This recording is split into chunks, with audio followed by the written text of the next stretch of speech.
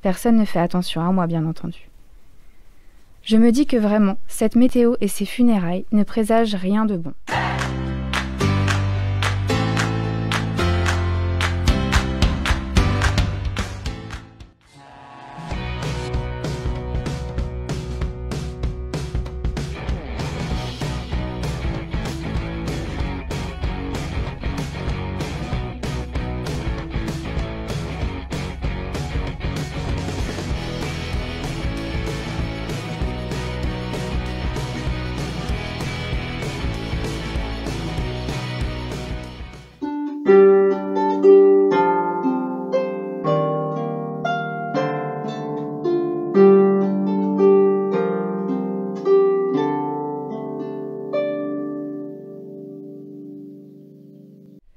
La carte postale. Sur une petite place en plein été, chinant dans les bacs remplis de cartes postales anciennes, je découvris celle de Presles-en-Brie. Que de souvenirs celle-ci me rappelait. Je décidai alors de l'acheter, même si nous étions très loin de ce petit village que j'affectionne tout particulièrement. 500 km nous séparaient. Cette carte représentait la place de l'église encadrée par cette haie magnifique de tilleuls taillés. Cette carte me rappelait tellement de souvenirs que je n'hésitais nullement à l'acquérir dans cette belle ville de La Rochelle, lieu habituel de mes vacances. Mon premier souvenir sur cette place fut une fête du 14 juillet endiablée. Une piste de danse avait été installée, la musique battait son plein, les verres se remplissaient. Le feu d'artifice venait d'être tiré non loin de là. Un souffle de légèreté et d'allégresse vibrait dans l'air tiède de cet été-là. Mais cette place me rappelait également les différentes fêtes de la musique organisées le long du mur de l'église. Tantôt drôle, tantôt émouvant, ce spectacle ne manquait pas d'attirer petits et grands. Un des moments les plus tendres fut le passage au piano d'un enfant de 6 ans avec son professeur. Personne ne sut qui fut le plus impressionné par la prestation de l'autre. Cette fête finissait immanquablement par une piste de danse ouverte à tous jusqu'au milieu de la nuit. Cependant, outre les brocantes et les expositions de voitures anciennes, mon souvenir le plus marquant fut probablement cette magnifique organisation autour du thème de Noël. Tout y était pensé avec bienveillance et humour.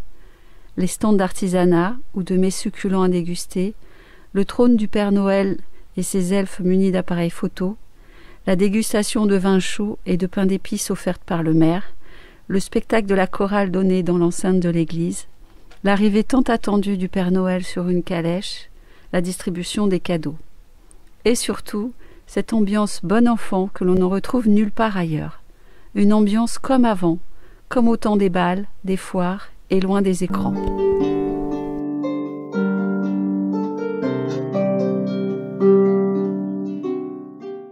Presles-en-Brie.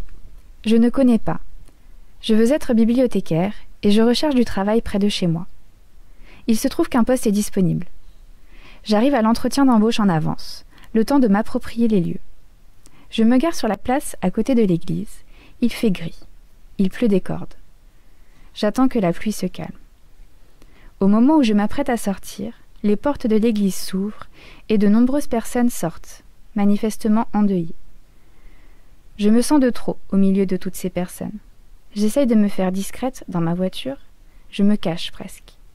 Personne ne fait attention à moi, bien entendu. Je me dis que vraiment, cette météo et ces funérailles ne présagent rien de bon. Et pourtant, la pluie s'arrête tout à fait et la place se vide. Je suis encore très en avance. Quelques minutes seulement sont passées. Je décide de sortir et d'aller explorer ce village au hasard. Sans le vouloir, j'arrive à la médiathèque. Je fais le tour du bâtiment, essayant de voir à l'intérieur. Et là, surprise, 2 regards me fixent, interloqués, de l'autre côté de la vitre.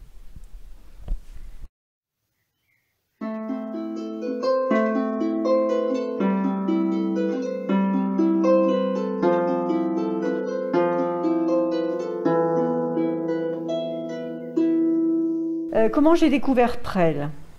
En traversant le village, de mon domicile établi sur une commune voisine, à mon lieu de travail. Puis, nécessité oblige, la recherche d'une assistante maternelle pour ma fille, ma sélection m'a amenée à Presles. C'est le point de départ de la découverte de la vie associative de ce village. Presles, cette commune de 2341 habitants, a attiré ma curiosité par sa vie associative très riche, très surprenante. Une vingtaine d'associations sportives, culturelles, artistiques. Tout a débuté dans les années 70 avec l'arrivée de nombreuses familles qui se sont installées lorsque le lotissement de la Marsange est sorti de terre. Des enfants débordant d'énergie, arrivant de la ville pour certains, les parents se sont réunis et ont décidé de mettre en place des activités qui, au fil du temps, se sont développées, enrichies. Il faut saluer l'implication impressionnante des bénévoles qui se perpétuent et qui permet à ce village d'intéresser petits et grands et leur offre un choix d'activités à faire sur le territoire.